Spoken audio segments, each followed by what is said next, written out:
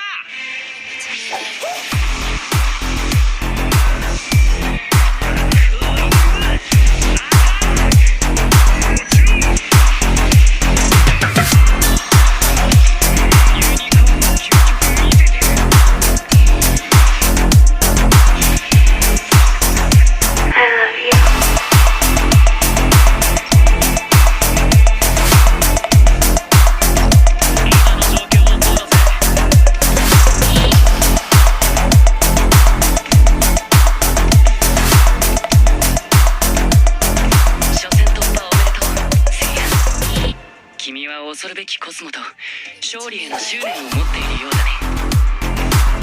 シュン、お前もアンドロメダ島から帰ってきたのか。よかったな。お前が一番心配だったぜ。次の相手はそう簡単にはいかないよ。この大会で一番の優勝候補と呼び声が高いシリアだからね。